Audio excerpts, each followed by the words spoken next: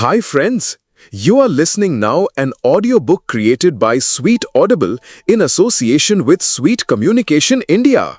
We bring audiobooks for you in different genres on multiple Indian and global languages. If you want to convert your textbook into an attractive audiobook, connect us now. Please subscribe our channel and stay connected to get a great listening experience. The Canterville Ghost, written by Oscar Wilde. About the author. Oscar Wilde was an Irish poet, playwright and novelist, best known for his wit, flamboyant style and sharp social commentary. He became one of the most prominent literary figures of the late Victorian era, gaining fame with works such as the novel The Picture of Dorian Gray and plays like The Importance of Being Earnest. Wilde's writing often satirized Victorian society, exposing its hypocrisies with humor and elegance. Despite his literary success, his life took a tragic turn when he was imprisoned for gross indecency due to his homosexuality, which was criminalized at the time. After his release, he lived in exile in France, where he died at the age of 46. Today, Wilde is celebrated as a brilliant writer and a symbol of artistic freedom and individuality. Synopsis. The Canterville Ghost is a short story written by Oscar Wilde. What the author achieves with this work is proof of his mastery, his knowledge of the literary language, and his ability to poignantly mix mystery and humor. It is a narrative text that leaves the reader captivated from start to finish. It's about a ghost who, as usual, devises a plan to scare the new family that will move to Canterville Castle. The problem is that these people are not what he expected. The Otis are part of a distinguished American family that is not impressed by the appearance of a simple ghost. This, logically, leaves the specter disconcerted and begins a conflict that finishes in an almost poetic way. Chapter 1. When Mr. Hiram B. Otis, the American minister, bought Canterville Chase, everyone told him he was doing a very foolish thing, as there was no doubt at all that the place was haunted. Indeed, Lord Canterville himself, who was a man of the most punctilious honor, had felt it his duty to mention the fact to Mr. Otis when they came to discuss terms. "We have not cared to live in the place ourselves," said Lord Canterville, "since my grand aunt, the Dowager Duchess of Bolton, was frightened into a fit, from which she never really recovered, by two skeleton hands being placed on her shoulders as she was dressing for dinner. And I feel bound to tell you, Mr. Otis, that the ghost has been seen by several living members of my family, as well as by the rector of the parish, the Rev. Augustus Dampier, who is a fellow of King's College, Cambridge. After the unfortunate accident to the Duchess, none very little sleep at night, in consequence of the mysterious noises that came of our younger servants would stay with us, and Lady Canterville often got from the corridor and the library." "My lord," answered the minister, "I will take the furniture and the ghost at a valuation. I come from a modern country where we have everything that money can buy, and with all our spry young fellows painting the old world red and carrying off your best actresses and prima donnas, I reckon that if there was such a thing as a ghost in Europe, we'd have it at home in a very short time, in one of our public museums or on the road as a show." "I fear that the ghost exists," said Lord Canterville, smiling, "though it may have resisted the overtures of your enterprising impresarios. It has been well known for 3 centuries, since 1584 in fact, and always makes its appearance before the death of any member of our family." "Well, so does the family doctor for that matter, Lord Canterville. But there is no such thing, sir, and I guess the laws of nature are not going to be suspended for the British aristocracy." "You are certainly very natural in America," answered Lord Canterville, who did not quite understand Mr. Otis's last observation, "and if you don't mind a ghost in the house, it is all right. Only you must remember, I warned you." A few weeks after this, the purchase was completed, And at the close of the season, the minister and his family went down to Canterville Chase. Mrs. Otis, who, as Miss Lucretia R. Tappan of West 53rd Street, had been a celebrated New York belle, was now a very handsome middle-aged woman with fine eyes and a superb profile.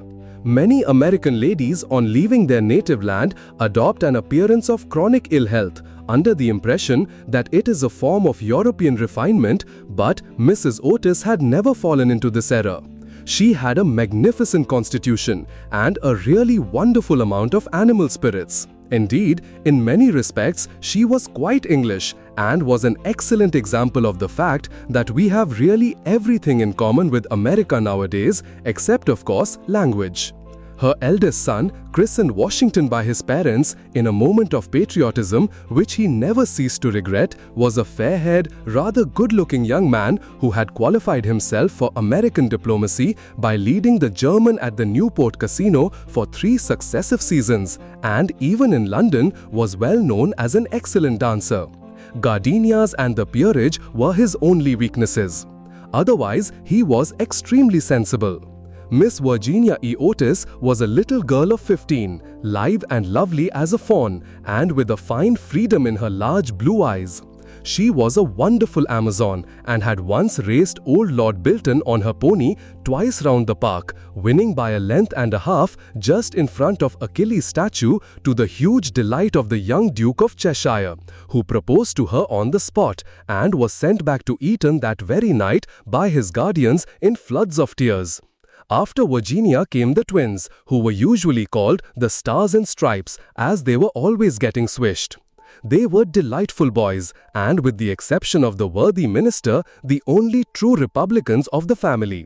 As Canterville Chase is 7 miles from Ascot, the nearest railway station, Mr. Otis had telegraphed for a wagonette to meet them, and they started on their drive in high spirits. It was a lovely July evening, and the air was delicate with the scent of the pine woods. Now and then, they heard a wood pigeon brooding over its own sweet voice, or saw, deep in the rustling fern, the burnished breast of the pheasant. Little squirrels peered at them from the beech trees as they went by, and the rabbits scudded away through the brushwood and over the mossy knolls with their white tails in the air. As they entered the avenue of Canterville Chase, however, the sky became suddenly overcast with clouds. A curious stillness seemed to hold the atmosphere. A great flight of rooks passed silently over their heads, and before they reached the house, some big drops of rain had fallen. Standing on the steps to receive them was an old woman, neatly dressed in black silk with a white cap and apron. This was Mrs. Umney, the housekeeper, whom Mrs. Otis, at Lady Canterville's earnest request, had consented to keep on in her former position. She made them each a low curtsy as they alighted, and said in a quaint, old-fashioned manner, "I bid you welcome to Canterville Chase." Following her, they passed through the fine Tudor hall into the library, a tall, low room panelled in black oak, at the end of which was a large stained glass window.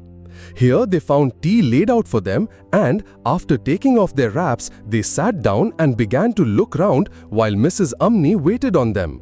Suddenly, Mrs. Otis caught sight of a dull red stain on the floor just by the fireplace and, quite unconscious of what it really signified, said to Mrs. Umney, "I am afraid something has been spilt there." "Yes, madam," replied the old housekeeper in a low voice, "blood has been spilt on that spot." "How horrid!" cried Mrs. Otis. "I don't at all care for blood stains in a sitting room. It must be removed at once." The old woman smiled and answered in the same low, mysterious voice, "It is the blood of Lady Eleanor de Canterville, who was murdered on that very spot by her own husband, Sir Simon de Canterville, in 1575. Sir Simon survived her 9 years and disappeared suddenly under very mysterious circumstances. His body has never been discovered, but his guilty spirit still haunts the Chase. The blood stain has been much admired by tourists and others and cannot be removed." "That is all nonsense," cried Washington Otis. "Pinkerton's champion stain remover and Paragon detergent will clean it up in no time. and before the terrified housekeeper could interfere, he had fallen upon his knees and was rapidly scouring the floor with a small stick of what looked like a black cosmetic. In a few moments, no trace of the bloodstain could be seen. "I knew Pinkerton would do it," he exclaimed triumphantly as he looked round at his admiring family. But no sooner had he said these words than a terrible flash of lightning lit up the sombre room. A fearful peal of thunder made them all start to their feet, and Mrs. Umney fainted. "What a monstrous climate," said the American minister calmly as he lit a long cheroot. "I guess the old country is so overpopulated that they have not enough decent weather for everybody. I have always been of opinion that emigration is the only thing for England." "My dear Hiram," cried Mrs. Otis, "what can we do with a woman who faints?" "Charge it to her like breakages," answered the minister. "She won't faint after that." And in a few moments, Mrs. Umney certainly came to. There was no doubt, however, that she was extremely upset, and she sternly warned Mr. Otis to beware of some trouble coming to the house. "I have seen things with my own eyes, sir," she said, "that would make any Christian's hair stand on end. And many a night I have not closed my eyes in sleep for the awful things that are done here." Mr. Otis, however, and his wife warmly assured the honest soul that they were not afraid of ghosts, and, after invoking the blessings of Providence on her new master and mistress, and making arrangements for an increase of salary, the old housekeeper tottered off to her own room. Chapter 2. The storm raged fiercely all that night, but nothing of particular note occurred. The next morning, however, when they came down to breakfast, they found the terrible stain of blood once again on the floor. "I don't think it can be the fault of the Paragon detergent," said Washington, "for I have tried it with everything. It must be the ghost." He accordingly rubbed out the stain a second time, but the second morning it appeared again. The third morning also it was there, though the library had been locked up at night by Mr. Otis himself and the key carried upstairs. The whole family were now quite interested. Mr. Otis began to suspect that he had been too dogmatic in his denial of the existence of ghosts. Mrs. Otis expressed her intention of joining the Psychical Society, and Washington prepared a long letter to Messrs. Myers and Podmore on the subject of the permanence of sanguineous stains when connected with crime. That night, all doubts about the objective existence of phantasmata were removed forever. The day had been warm and sunny, and in the cool of the evening, the whole family went out for a drive. They did not return home till 9 o'clock, when they had a light supper. The conversation in no way turned upon ghosts, so there were not even those primary conditions of receptive expectation which so often precede the presentation of psychical phenomena. The subjects discussed, as I have since learnt from Mr. Otis, were merely such as form the ordinary conversation of cultured Americans of the better class, such as the immense superiority of Miss Fanny Davenport over Sarah Bernhardt as an actress, the difficulty of obtaining green corn, buckwheat cakes and hominy, even in the best English houses, the importance of Boston in the development of the world soul, the advantages of the baggage check system in railway traveling, and the sweetness of the New York accent as compared to the London drawl. No mention at all was made of the supernatural, nor was Sir Simon de Canterville alluded to in any way. At 11 o'clock, the family retired, and by past all the lights were out. Some time after, Mr. Otis was awakened by a curious noise in the corridor outside his room. It sounded like the clank of metal and seemed to be coming nearer every moment. He got up at once, struck a match and looked at the time. It was exactly 1 o'clock. He was quite calm and felt his pulse, which was not at all feverish.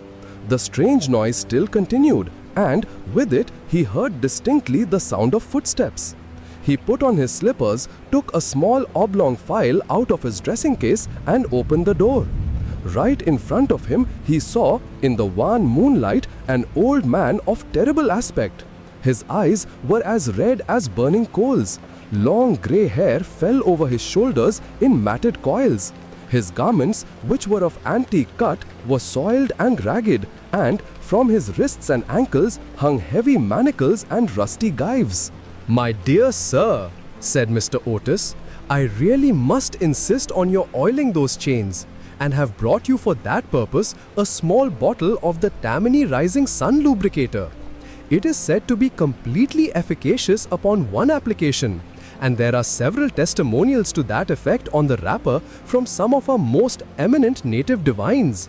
I shall leave it here for you by the bedroom candles, and will be happy to supply you with more should you require it." With these words, the United States minister laid the bottle down on a marble table, and, closing his door, retired to rest.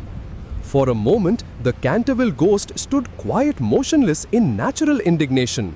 Then, dashing the bottle violently upon the polished floor, he fled down the corridor, uttering hollow groans and emitting a ghastly green light. Just, however, as he reached the top of the great oak staircase, a door was flung open. Two little white-robed figures appeared, and a large pillow whizzed past his head. There was evidently no time to be lost, so, hastily adopting the fourth dimension of space as a means of escape, he vanished through the wainscoting, and the house became quiet. On reaching a small secret chamber in the left wing, he leaned up against a moonbeam to recover his breath and began to try and realize his position. Never, in a brilliant and uninterrupted career of 300 years, had he been so grossly insulted. He thought of the Dowager Duchess, whom he had frightened into a fit as she stood before the glass in her lace and diamonds. Of the 4 housemaids who had gone off into hysterics when he merely grinned at them through the curtains of one of the spare bedrooms. Of the rector of the parish, whose candle he had blown out as he was coming late one night from the library, and who had been under the care of Sir William Gull ever since, a perfect martyr to nervous disorders. And of old Madame de Tremelac, who, having wakened up one morning early and seen a skeleton seated in an armchair by the fire reading her diary, had been confined to her bed for 6 weeks with an attack of brain fever, and, on her recovery, had become reconciled to the church and had broken off her connection with that notorious skeptic, Monsieur de Voltaire. He remembered the terrible night when the wicked Lord Canterville was found choking in his dressing room with the knave of diamonds halfway down his throat, and confessed just before he died that he had cheated Charles James Fox out of £50,000 at Crockford's by means of that very card, and swore that the ghost had made him swallow it. All his great achievements came back to him again, from the butler who had shot himself in the pantry because he had seen a green hand tapping at the window pane, to the beautiful Lady Stutfield who was always obliged to wear a black velvet band round her throat to hide the mark of 5 fingers burnt upon her white skin, and who drowned herself at last in the carp pond at the end of the King's Walk. With the enthusiastic egotism of the true artist, he went over his most celebrated performances and smiled bitterly to himself as he recalled to mind his last appearance as Red Reuben or the Strangled Babe, his debut as Gaunt Gibeon, the bloodsucker of Bexley Moor, and the furor he had excited one lonely June evening by merely playing 9 pins with his own bones upon the lawn tennis ground. And after all this, some wretched modern Americans were to come and offer him the Rising Sun lubricator and throw pillows at his head? It was quite unbearable. Besides, no ghosts in history had ever been treated in this manner. Accordingly, he determined to have vengeance and remained till daylight in an attitude of deep thought. Chapter 3. The next morning, when the Otis family met at breakfast, they discussed the ghost at some length. The United States minister was naturally a little annoyed to find that his present had not been accepted. "I have no wish," he said, "to do the ghost any personal injury. And I must say that, considering the length of time he has been in the house, I don't think it is at all polite to throw pillows at him." A very just remark, at which, I am sorry to say, the twins burst into shouts of laughter. Upon the other hand, he continued, "if he really declines to use the rising sun lubricator, we shall have to take his chains from him. It would be quite impossible to sleep with such a noise going on outside the bedrooms." For the rest of the week, however, they were undisturbed, the only thing that excited any attention being the continual renewal of the bloodstain on the library floor. This certainly was very strange, as the door was always locked at night by Mr. Otis, and the windows kept closely barred. The chameleon-like color, also, of the stain excited a good deal of comment. Some mornings it was a dull, almost Indian red, then it would be vermilion, then a rich purple, and once when they came down for family prayers, according to the simple rites of the Free American Reformed Episcopalian Church, they found it a bright emerald green. These kaleidoscopic changes naturally amused the party very much, and bets on the subject were freely made every evening. The only person who did not enter into the joke was little Virginia, who, for some unexplained reason, was always a good deal distressed at the sight of the bloodstain, and very nearly cried the morning it was emerald green. The second appearance of the ghost was on Sunday night. Shortly after they had gone to bed, they were suddenly alarmed by a fearful crash in the hall. Rushing downstairs, they found that a large suit of old armor had become detached from its stand and had fallen on the stone floor, while seated in a high-backed chair was the Canterville Ghost, rubbing his knees with an expression of acute agony on his face. The twins, having brought their pea-shooters with them, at once discharged 2 pellets on him. With that accuracy of aim which can only be attained by long and careful practice on a writing master, while the United States minister covered him with his revolver and called upon him, in accordance with Californian etiquette, to hold up his hands. The ghost started up with a wild shriek of rage and swept through them like a mist, extinguishing Washington Otis's candle as he passed, and so leaving them all in total darkness. On reaching the top of the staircase, he recovered himself and determined to give his celebrated peal of demoniac laughter. This he had on more than one occasion found extremely useful. It was said to have turned Lord Raker's wig grey in a single night, and had certainly made 3 of Lady Canterville's French governesses give warning before their month was up. He accordingly laughed his most horrible laugh, till the old vaulted roof rang and rang again, but hardly had the fearful echo died away when a door opened and Mrs. Otis came out in a light blue dressing gown. "I am afraid you are far from well," she said, "and have brought you a bottle of Dr. Dobell's tincture.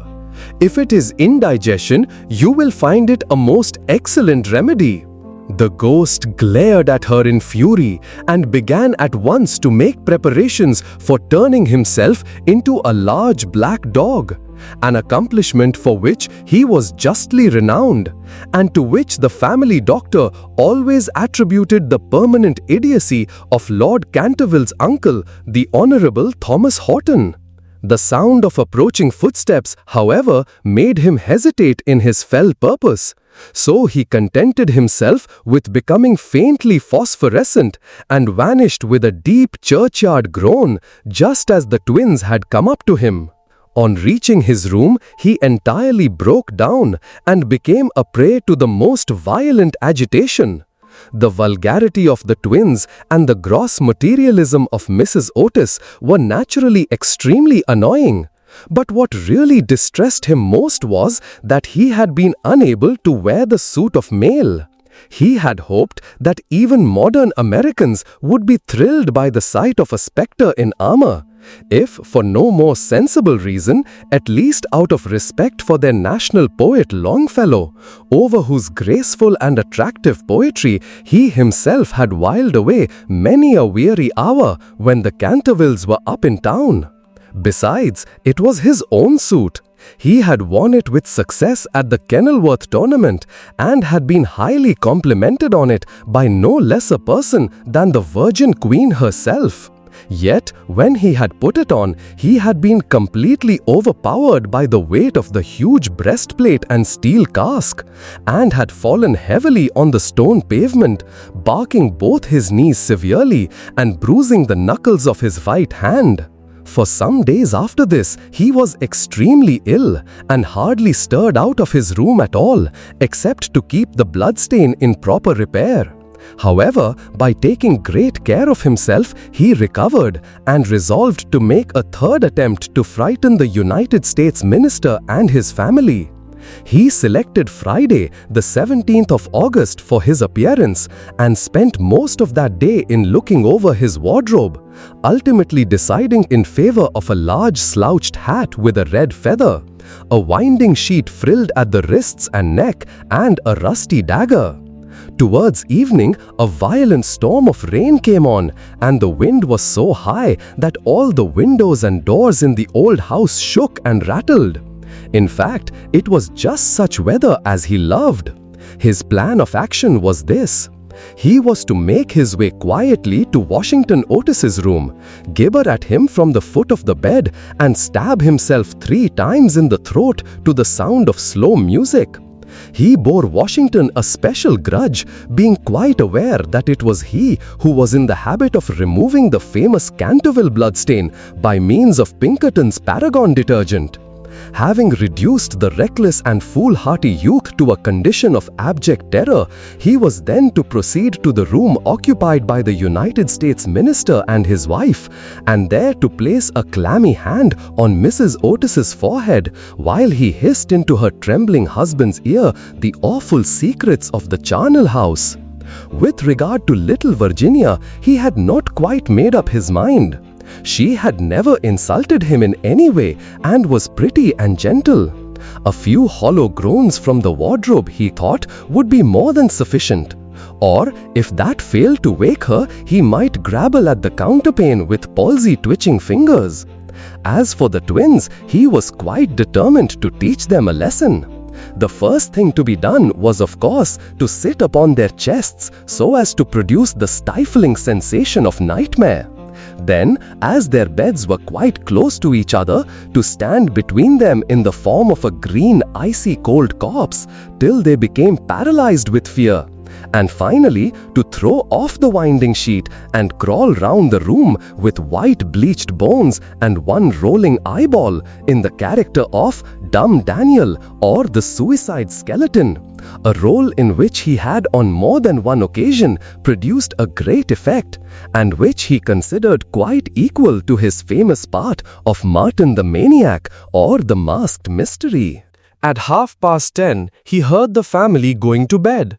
For some time, he was disturbed by wild shrieks of laughter from the twins, who, with the light-hearted gaiety of schoolboys, were evidently amusing themselves before they retired to rest. But at 11:15, all was still, and as midnight sounded, he sallied forth. The owl beat against the window panes, the raven croaked from the old yew tree, and the wind wandered moaning round the house like a lost soul. But the Otis family slept unconscious of their doom, and high above the rain and storm, he could hear the steady snoring of the minister for the United States. He stepped stealthily out of the wainscoting, with an evil smile on his cruel, wrinkled mouth, and the moon hid her face in a cloud as he stole past the great oriel window, where his own arms and those of his murdered wife were blazoned in azure and gold. On and on he glided, like an evil shadow, the very darkness seeming to loathe him as he passed. Once he thought he heard something call and stopped, but it was only the baying of a dog from the Red Farm, and he went on, muttering strange 16th century curses, and ever and anon brandishing the rusty dagger in the midnight air.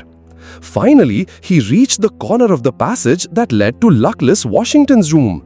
For a moment, he paused there, the wind blowing his long grey locks about his head, and twisting into grotesque and fantastic folds the nameless horror of the dead man's shroud. Then the clock struck the quarter, and he felt the time was come. He chuckled to himself and turned the corner. But no sooner had he done so than, with a piteous wail of terror, he fell back and hid his blanched face in his long bony hands. Right in front of him was standing a horrible specter, motionless as a carven image and monstrous as a madman's dream. Its head was bald and burnished, its face round and fat and white, and hideous laughter seemed to have writhed its features into an eternal grin. From the eyes streamed rays of scarlet light, the mouth was a wide well of fire, and a hideous garment, like to his own, swathed with its silent snows the Titan form.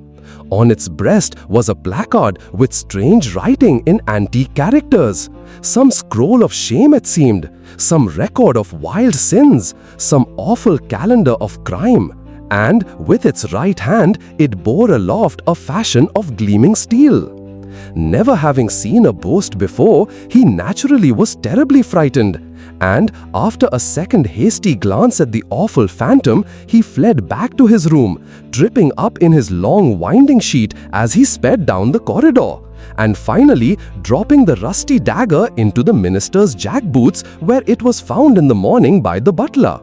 Once in the privacy of his own apartment, he flung himself down on a small pallet bed and hid his face under the clothes.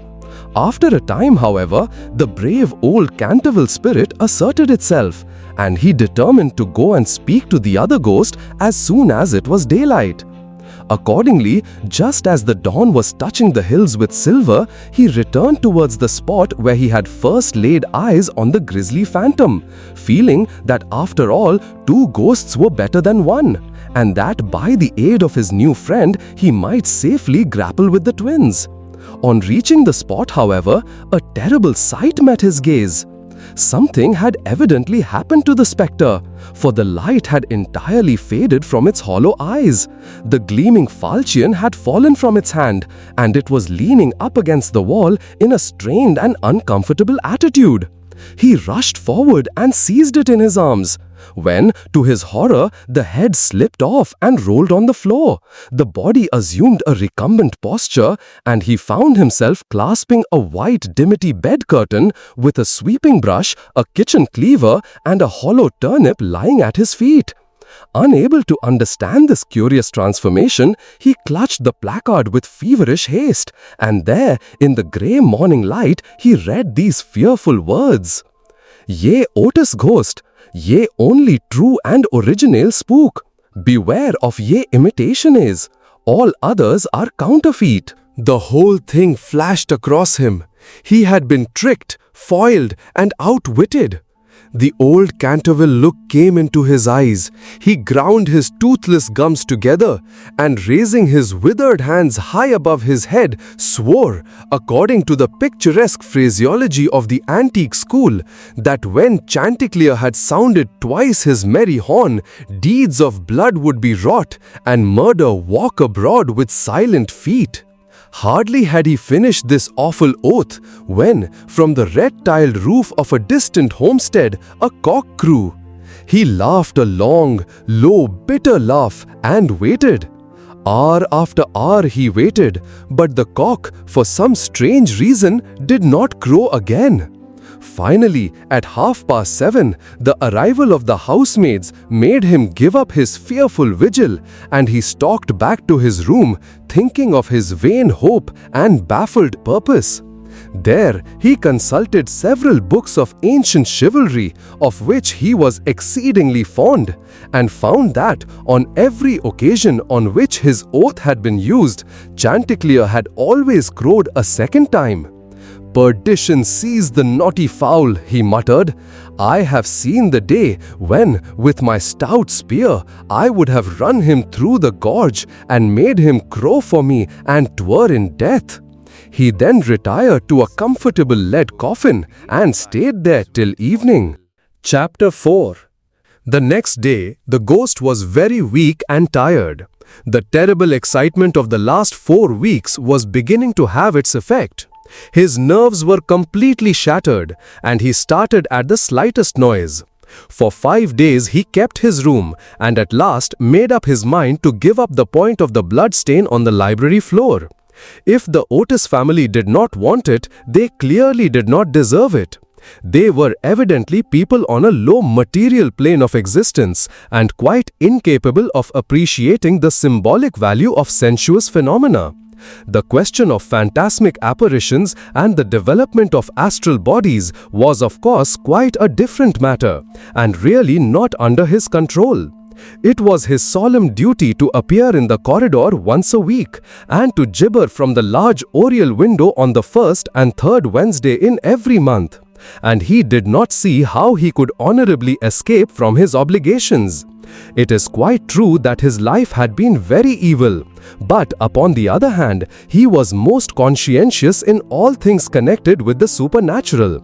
For the next 3 Saturdays, accordingly, he traversed the corridor as usual between midnight and 3 o'clock, taking every possible precaution against being either heard or seen. He removed his boots, trod as lightly as possible on the old worm-eaten boards, wore a large black velvet cloak, and was careful to use the rising sun lubricator for oiling his chains. I am bound to acknowledge that it was with a good deal of difficulty that he brought himself to adopt this last mode of protection. However, one night, while the family were at dinner, he slipped into Mr. Otis's bedroom and carried off the bottle. He felt a little humiliated at first, but afterwards was sensible enough to see that there was a great deal to be said for the invention, and to a certain degree it served his purpose. Still, in spite of everything, he was not left unmolested. Strings were continually being stretched across the corridor, over which he tripped in the dark. And on one occasion, while dressed for the part of Black Isaac or the huntsman of Hogley Woods, he met with a severe fall through treading on a butter slide which the twins had constructed from the entrance of the tapestry chamber to the top of the oak staircase. This last insult so enraged him that he resolved to make one final effort to assert his dignity and social position, and determined to visit the insolent young Estonians the next night in his celebrated character of Reckless Rupert or the Headless Earl. He had not appeared in this disguise for more than 70 years. In fact, not since he had so frightened pretty Lady Barbara Modish by means of it that she suddenly broke off her engagement with the present Lord Canterville's grandfather and ran away to Gretna Green with handsome Jack Castleton, declaring that nothing in the world would induce her to marry into a family that allowed such a horrible phantom to walk up and down the terrace at twilight. Poor Jack was afterwards shot in a duel by Lord Canterville on Wandsworth Common, and Lady Barbara died of a broken heart at Tunbridge Wells before the year was out. So, in every way, it had been a great success. It was, however, an extremely difficult make-up, if I may use such a theatrical expression, in connection with one of the greatest mysteries of the supernatural, or, to employ a more scientific term, the higher natural world. And it took him fully 3 hours to make his preparations. At last, everything was ready, and he was very pleased with his appearance. The big leather riding boots that went with the dress were just a little too large for him, and he could only find one of the 2 horse pistols, but on the whole he was quite satisfied, and at 1:15 he glided out of the wainscoting and crept down the corridor. On reaching the room occupied by the twins, which I should mention was called the Blue Bed Chamber on account of the color of its hangings, he found the door just ajar. Wishing to make an effective entrance, he flung it wide open when a heavy jug of water fell right down on him, wetting him to the skin and just missing his left shoulder by a couple of inches. At the same moment, he heard stifled shrieks of laughter proceeding from the 4-post bed. The shock to his nervous system was so great that he fled back to his room as hard as he could go, and the next day he was laid up with a severe cold. The only thing that at all consoled him in the whole affair was the fact that he had not brought his head with him, for had he done so, the consequences might have been very serious. He now gave up all hope of ever frightening this rude American family and contented himself, as a rule, with creeping about the passages in lace slippers with a thick red muffler round his throat for fear of drafts and a small arquebus in case he should be attacked by the twins. The final blow he received occurred on the 19th of September. He had gone downstairs to the great entrance hall, feeling sure that there, at any rate, he would be quite unmolested, and was amusing himself by making satirical remarks on the large Saroni photographs of the United States minister and his wife, which had now taken the place of the Canterville family pictures. He was simply but neatly clad in a long shroud spotted with churchyard mold, had tied up his jaw with a strip of yellow linen, and carried a small lantern and a sexton's spade.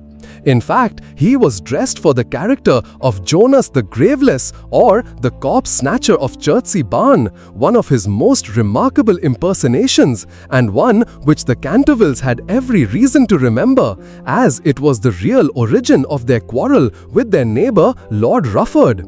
It was about 2:15 o'clock in the morning, and as far as he could ascertain, no one was stirring.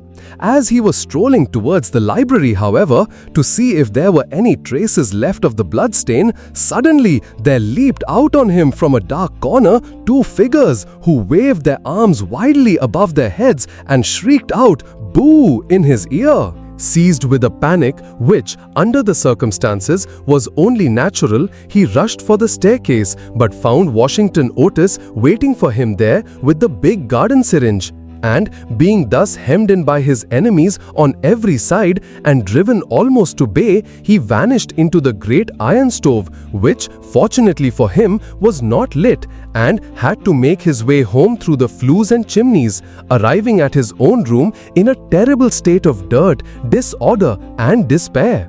After this, he was not seen again on any nocturnal expedition. The twins lay in wait for him on several occasions and strewed the passages with nutshells every night, to the great annoyance of their parents and the servants. But it was of no avail. It was quite evident that his feelings were so wounded that he would not appear. Mr. Otis consequently resumed his great work on the history of the Democratic Party, on which he had been engaged for some years. Mrs. Otis organized a wonderful clam bake which amazed the whole county. The boys took to lacrosse, euchre, poker, and other American national games, and Virginia rode about the lanes on her pony, accompanied by the young Duke of Cheshire, who had come to spend the last week of his holidays at Canterville Chase. It was generally assumed that the ghost had gone away, and, in fact, Mr. Otis wrote a letter to that effect to Lord Canterville, who, in reply, expressed his great pleasure at the news and sent his best congratulations to the minister's worthy wife. The Otises, however, were deceived, for the ghost was still in the house, and, though now almost an invalid, was by no means ready to let matters rest, particularly as he heard that among the guests was the young Duke of Cheshire, whose granduncle, Lord Francis Stilton, had once bet 100 guineas with Colonel Carberry that he would play dice with the Canterville Ghost, and was found the next morning lying on the floor of the card room in such a helpless paralytic state that though he lived on to a great age, he was never able to say anything again but double sixes. The story was well known at the time, though, of course, out of respect to the feelings of the two noble families, every attempt was made to hush it up, and a full account of all the circumstances connected with it will be found in the 3rd volume of Lord Tattle's Recollections of the Prince Regent and his friends. The ghost then was naturally very anxious to show that he had not lost his influence over the Stiltons, with whom, indeed, he was distantly connected, his own first cousin having been married in Saggon Gnosis to the Sieur de Bulkeley, from whom, as everyone knows, the Dukes of Cheshire are lineally descended. Accordingly, he made arrangements for appearing to Virginia's little lover in his celebrated impersonation of the vampire monk, or The Bloodless Benedictine, a performance so horrible that when old lady Startup saw it, which she did on one fatal New Year's Eve in the year 1764, she went off into the most piercing shrieks which culminated in violent apoplexy and died in 3 days after disinheriting the Cantervilles, who were her nearest relatives, and leaving all her money to her London apothecary.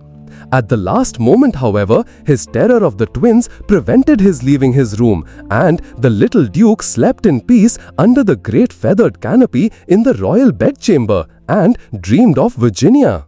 Chapter 5.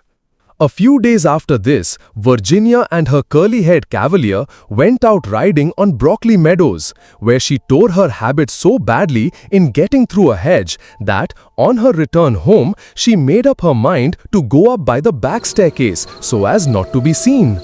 As she was running past the tapestry chamber, the door of which happened to be opened, she fancied she saw someone inside. And thinking it was her mother's maid, who sometimes used to bring her work there, looked in to ask her to mend her habit. To her immense surprise, however, it was the Canterville Ghost himself. He was sitting by the window, watching the ruined gold of the yellow trees fly through the air and the red leaves dancing madly down the long avenue.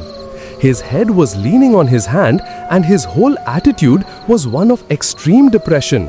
Indeed, so forlorn and so much out of repair did he look that little Virginia, whose first idea had been to run away and lock herself in her room, was filled with pity and determined to try and comfort him. So light was her footfall and so deep his melancholy that he was not aware of her presence till she spoke to him. "I am so sorry for you," she said, "but my brothers are going back to Eton tomorrow. And then, if you behave yourself, no one will annoy you." "It is absurd asking me to behave myself," he answered, looking round in astonishment at the pretty little girl who had ventured to address him. "Quite absurd. I must rattle my chains and groan through keyholes and walk about at night. If that is what you mean, it is my only reason for existing." "It is no reason at all for existing, and you know you have been very wicked. Mrs. Umney told us the first day we arrived here that you had killed your wife."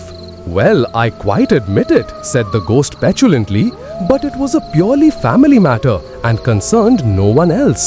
"It is very wrong to kill anyone," said Virginia, who at times had a sweet Puritan gravity caught from some old New England ancestor. "Oh, I hate the cheap severity of abstract ethics. My wife was very plain, never had my ruffs properly starched, and knew nothing about cookery. Why, there was a buck I had shot in Hogley Woods, a magnificent pricket, and do you know how she had it sent up to table? However, it is no matter now, for it is all over, and I don't think it was very nice of her brothers to starve me to death, though I did kill her." "Starve you to death? Oh, Mr. Ghost, I mean Sir Simon, are you hungry? I have a sandwich in my case. Would you like it?" "No, thank you.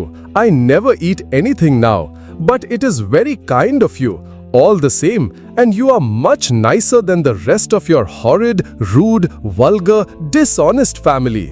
"Stop!" cried Virginia, stamping her foot. "It is you who are rude and horrid and vulgar.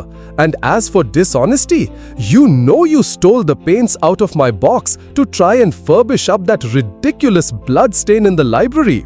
First, you took all my reds, including the vermilion, and I couldn't do any more sunsets. Then, you took the emerald green and the chrome yellow. And finally, I had nothing left but indigo and Chinese white, and could only do moonlight scenes, which are always depressing to look at and not at all easy to paint. I never told on you, though I was very much annoyed, and it was most ridiculous, the whole thing, for who ever heard of emerald green blood?" "Well, really," said the ghost, rather meekly, "what was I to do? It is a very difficult thing to get real blood nowadays, and as your brother began it all with his Paragon detergent, I certainly saw no reason why I should not have your paints. As for color, that is always a matter of taste. The Cantervilles have blue blood, for instance, the very bluest in England. But I know you Americans don't care for things of this kind. You know nothing about it, and the best thing you can do is to emigrate and improve your mind. My father will be only too happy to give you a free passage, and though there is a heavy duty on spirits of every kind, there will be no difficulty about the custom house, as the officers are all Democrats. Once in New York, you are sure to be a great success. I know lots of people there who would give $100,000 to have a grandfather, and much more than that to have a family ghost. I don't think I should like America. I suppose because we have no ruins and no curiosities, said Virginia satirically. No ruins, no curiosities, answered the ghost. You have your navy and your manners. Good evening. I will go and ask Papa to get the twins an extra week's holiday. Please don't go, Miss Virginia, he cried. I am so lonely and so unhappy, and I really don't know what to do. I want to go to sleep and I cannot. That's quite absurd. You have merely to go to bed and blow out the candle. It is very difficult sometimes to keep awake, especially at church, but there is no difficulty at all about sleeping. Why, even babies know how to do that, and they are not very clever. I have not slept for 300 years, he said sadly, and Virginia's beautiful blue eyes opened in wonder. For 300 years I have not slept, and I am so tired. Virginia grew quite grave, and her little lips trembled like rose leaves. She came towards him and, kneeling down at his side, looked up into his old withered face. Poor, poor ghost, she murmured. Have you no place where you can sleep? Far away beyond the pine woods, he answered in a low, dreamy voice, there is a little garden. There the grass grows long and deep. There are the great white stars of the hemlock flower. There the nightingale sings all night long. All night long he sings, and the cold crystal moon looks down, and the yew tree spreads out its giant arms over the sleepers. Virginia's eyes grew dim with tears, and she hid her face in her hands. You mean the garden of death? She whispered. Yes, death. Death must be so beautiful. To lie in the soft brown earth with the grasses waving above one's head and listen to silence. To have no yesterday and no tomorrow. To forget time, to forgive life, to be at peace. You can help me. You can open for me the portals of death's house. For love is always with you, and love is stronger than death is. Virginia trembled. A cold shudder ran through her, and for a few moments there was silence. She felt as if she was in a terrible dream. Then the ghost spoke again, and his voice sounded like the sighing of the wind. Have you ever read the old prophecy on the library window? Oh, often, cried the little girl, looking up. I know it quite well. It is painted in curious black letters, and it is difficult to read. There are only 6 lines. When a golden girl can win prayer from out the lips of sin, when the barren almond bears, and a little child gives away its tears, then shall all the house be still, and peace come to Canterville. But I don't know what they mean. They mean, he said sadly, that you must weep for me for my sins, because I have no tears, and pray with me for my soul. And then, if you have always been sweet and good and gentle, the angel of death will have mercy on me. You will see fearful shapes in darkness, and wicked voices will whisper in your ear, but they will not harm you, for against the purity of a little child, the powers of hell cannot prevail. Virginia made no answer, and the ghost wrung his hands in wild despair as he looked down at her bowed golden head. Suddenly, she stood up, very pale, and with a strange light in her eyes. I am not afraid, she said firmly, and I will ask the angel to have mercy on you. He rose from his seat with a faint cry of joy, and taking her hand, bent over it with old-fashioned grace and kissed it. His fingers were as cold as ice, and his lips burned like fire.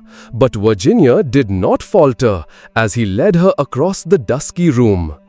On the faded green tapestry were broidered little huntsmen. They blew their tasseled horns and with their tiny hands waved to her to go back. "Go back, little Virginia," they cried, "go back." But the ghost clutched her hand more tightly and she shut her eyes against them. Horrible animals with lizard tails and goggle eyes blinked at her from the carven chimney-piece and murmured, "Beware, little Virginia, beware, we may never see you again." But the ghost glided on more swiftly, and Virginia did not listen. When they reached the end of the room, he stopped and muttered some words she could not understand. She opened her eyes and saw the wall slowly fading away like a mist, and a great black cavern in front of her. A bitter cold wind swept round them, and she felt something pulling at her dress. "Quick, quick!" cried the ghost, "or it will be too late." And in a moment, the wainscoting had closed behind them, and the tapestry chamber was empty. Chapter 6. About 10 minutes later, the bell rang for tea, and as Virginia did not come down, Mrs. Otis sent up one of the footmen to tell her. After a little time, he returned and said that he could not find Miss Virginia anywhere. As she was in the habit of going out to the garden every evening to get flowers for the dinner table, Mrs. Otis was not at all alarmed at first. But when 6 o'clock struck and Virginia did not appear, she became really agitated and sent the boys out to look for her, while she herself and Mr. Otis searched every room in the house. At 6:30, the boys came back and said that they could find no trace of their sister anywhere. They were all now in the greatest state of excitement and did not know what to do, when Mr. Otis suddenly remembered that some few days before he had given a band of gypsies permission to camp in the park. He, accordingly, at once set off for Blackfell Hollow, where he knew they were, accompanied by his eldest son and 2 of the farm servants. The little Duke of Cheshire, who was perfectly frantic with anxiety, begged hard to be allowed to go too. But Mr. Otis would not allow him, as he was afraid there might be a scuffle. On arriving at the spot, however, he found that the gypsies had gone, and it was evident that their departure had been rather sudden, as the fire was still burning and some plates were lying on the grass. Having sent off Washington and the 2 men to scour the district, he ran home and dispatched telegrams to all the police inspectors in the county, telling them to look out for a little girl who had been kidnapped by tramps or gypsies. He then ordered his horse to be brought round, and after insisting on his wife and the 3 boys sitting down to dinner, rode off down the Ascot Road with a groom. He had hardly, however, gone a couple of miles when he heard somebody galloping after him, and, looking round, saw the little Duke coming up on his pony, with his face very flushed and no hat. "I'm awfully sorry, Mr. Otis," gasped out the boy, "but I can't eat any dinner as long as Virginia is lost. Please, don't be angry with me. If you had let us be engaged last year, there would never have been all this trouble. You won't send me back, will you? I can't go. I won't go." The minister could not help smiling at the handsome young scapegrace and was a good deal touched at his devotion to Virginia. So, leaning down from his horse, he patted him kindly on the shoulders and said, "Well, Cecil, if you won't go back, I suppose you must come with me. But I must get you a hat at Ascot." "Oh, bother my hat! I want Virginia!" cried the little Duke, laughing, and they galloped on to the railway station. There, Mr. Otis inquired of the station master if anyone answering the description of Virginia had been seen on the platform, but could get no news of her. The station master, however, wired up and down the line and assured him that a strict watch would be kept for her. And after having bought a hat for the little Duke from a linen draper who was just putting up his shutters, Mr. Otis rode off to Bexley, a village about 4 miles away, which he was told was a well-known haunt of the gypsies, as there was a large common next to it. Here, they roused up the rural policeman but could get no information from him.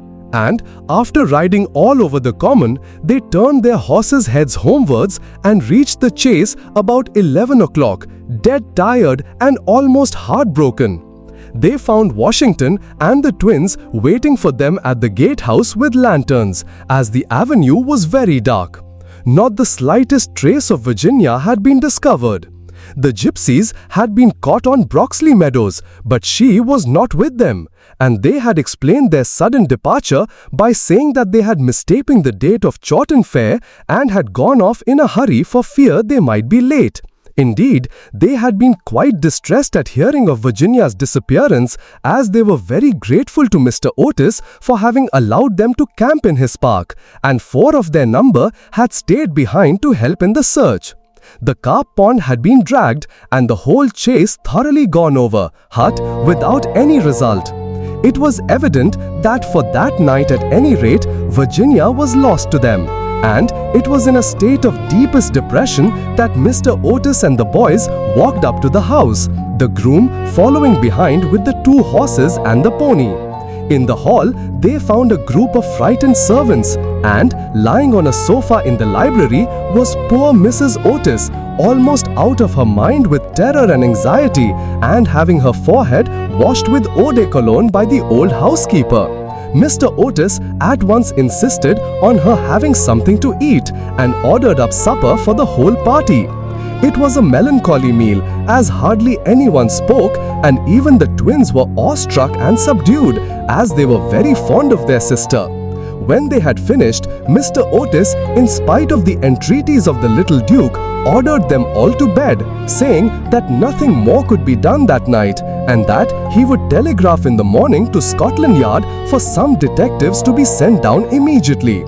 Just as they were passing out of the dining room, midnight began to boom from the clock tower, and when the last stroke sounded, they heard a crash and a sudden shrill cry. A dreadful peal of thunder shook the house. A strain of unearthly music floated through the air.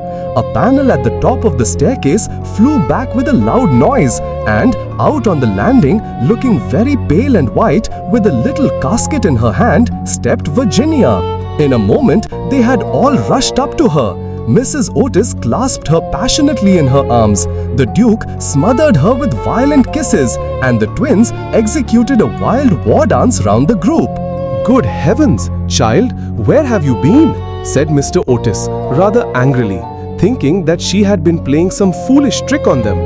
"Cecil and I have been riding all over the country looking for you, and your mother has been frightened to death. You must never play these practical jokes anymore." "Except on the ghost! Except on the ghost!" shrieked the twins as they capered about. "My own darling, thank God you are found. You must never leave my side again," murmured Mrs. Otis as she kissed the trembling child and smoothed the tangled gold of her hair. "Papa," said Virginia quietly, "I have been with the ghost. He is dead, and you must come and see him. He had been very wicked, but he was really sorry for all that he had done, and he gave me this box of beautiful jewels before he died." The whole family gazed at her in mute astonishment, but she was quite grave and serious, and, turning round, she led them through the opening in the wainscoting down a narrow secret corridor, Washington following with a lighted candle which he had caught up from the table. Finally, they came to a great oak door studded with rusty nails. When Virginia touched it, it swung back on its heavy hinges, and they found themselves in a little low room with a vaulted ceiling and one tiny grated window. Embedded in the wall was a huge iron ring, and chained to it was a gaunt skeleton that was stretched out at full length on the stone floor and seemed to be trying to grasp with its long fleshless fingers an old-fashioned trencher and ewer that were placed just out of its reach. The jug had evidently been once filled with water, as it was covered inside with green mold. There was nothing on the trencher but a pile of dust. Virginia knelt down beside the skeleton and, folding her little hands together, began to pray silently, while the rest of the party looked on in wonder at the terrible tragedy whose secret was now disclosed to them. "Hello!" suddenly exclaimed one of the twins, who had been looking out of the window to try and discover in what wing of the house the room was situated. "Hello! The old withered almond tree has blossomed. I can see the flowers quite plainly in the moonlight." "God has forgiven him," said Virginia gravely, as she rose to her feet, and a beautiful light seemed to illumine her face. "What an angel you are!" cried the young Duke, and he put his arm round her neck and kissed her. Chapter 7. 4 days after these curious incidents, a funeral started from Canterville Chase at about 11 o'clock at night. The hearse was drawn by 8 black horses, each of which carried on its head a great tuft of nodding ostrich plumes, and the leaden coffin was covered by a rich purple pall, on which was embroidered in gold the Canterville coat of arms. By the side of the hearse and the coaches walked the servants with lighted torches, and the whole procession was wonderfully impressive. Lord Canterville was the chief mourner, having come up specially from Wales to attend the funeral, and sat in the first carriage along with little Virginia. Then came the United States Minister and his wife, then Washington and the 3 boys, and in the last carriage was Mrs. Umney. It was generally felt that, as she had been frightened by the ghost for more than 50 years of her life, she had a right to see the last of him. A deep grave had been dug in the corner of the churchyard, just under the old yew tree, and the service was read in the most impressive manner by the Reverend Augustus Dampier. When the ceremony was over, the servants, according to an old custom observed in the Canterville family, extinguished their torches, and as the coffin was being lowered into the grave, Virginia stepped forward and laid on it a large cross made of white and pink almond blossoms. As she did so, the moon came out from behind a cloud and flooded with its silent silver the little churchyard, and from a distant copse a nightingale began to sing. She thought of the ghost's description of the Garden of Death. Her eyes became dim with tears, and she hardly spoke a word during the drive home. The next morning, before Lord Canterville went up to town, Mr. Otis had an interview with him on the subject of the jewels the ghost had given to Virginia. They were perfectly magnificent, especially a certain ruby necklace with old Venetian setting, which was really a superb specimen of 16th century work, and their value was so great that Mr. Otis felt considerable scruples about allowing his daughter to accept them. "My lord," he said, "I know that in this country mortmain is held to apply to trinkets as well as to land, and it is quite clear to me that these jewels are or should be heirlooms in your family. I must beg you accordingly to take them to London with you, and to regard them simply as a portion of your property which has been restored to you under certain strange conditions. As for my daughter, she is merely a child, and has as yet, I am glad to say, but little interest in such appurtenances of idle luxury. I am also informed by Mrs. Otis, who, I may say, is no mean authority upon art, having had the privilege of spending several winters in Boston when she was a girl, that these gems are of great monetary worth, and, if offered for sale, would fetch a tall price.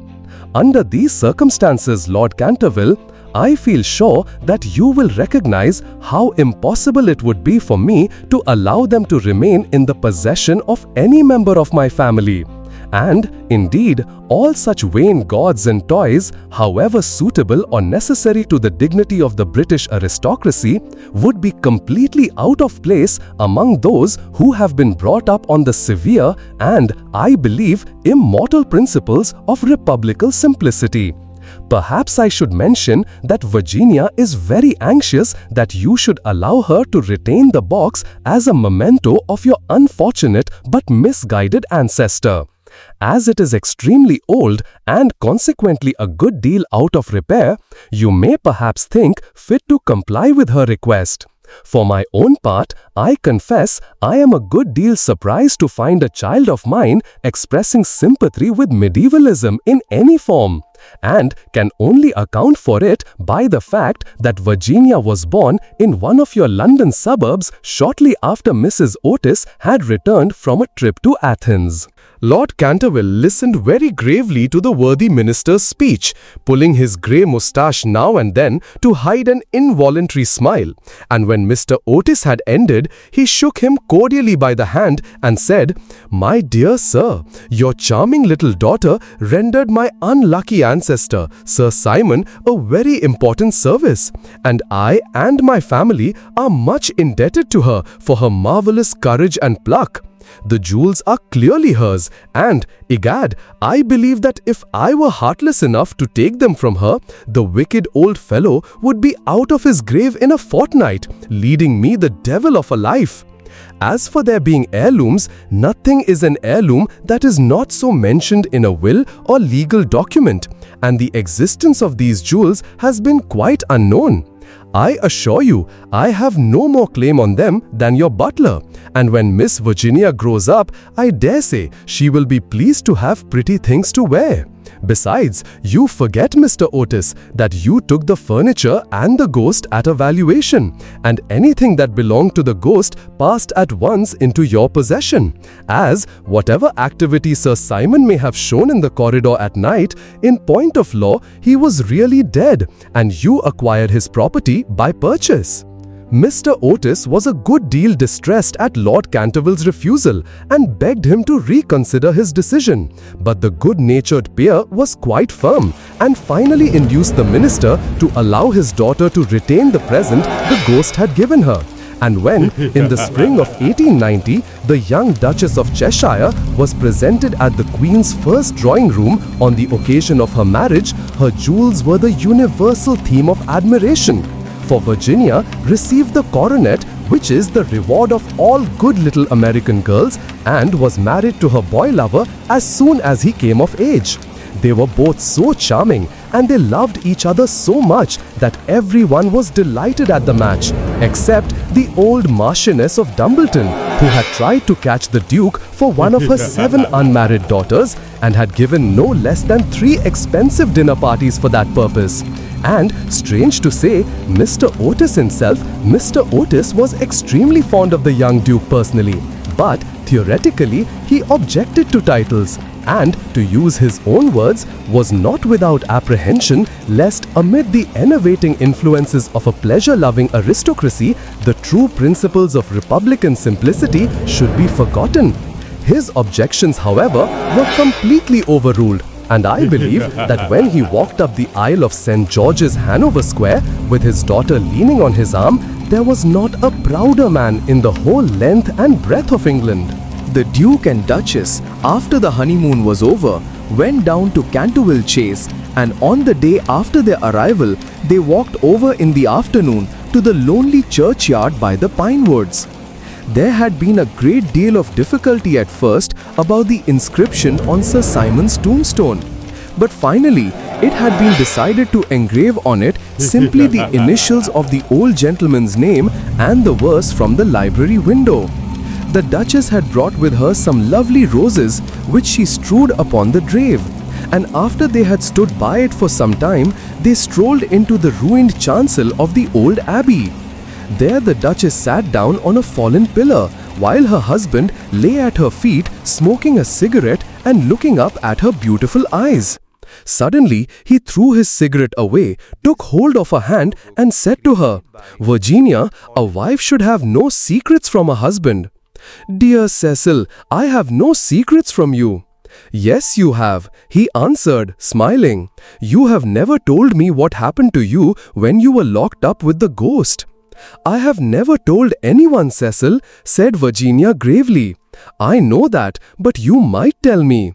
"Please don't ask me, Cecil. I cannot tell you. Poor Sir Simon, I owe him a great deal. Yes, don't laugh, Cecil. I really do. He made me see what life is and what death signifies and why love is stronger than both. The Duke rose and kissed his wife lovingly. You can have your secret as long as I have your heart, he murmured. You have always had that, Cecil. And you will tell our children someday, won't you? Virginia blushed.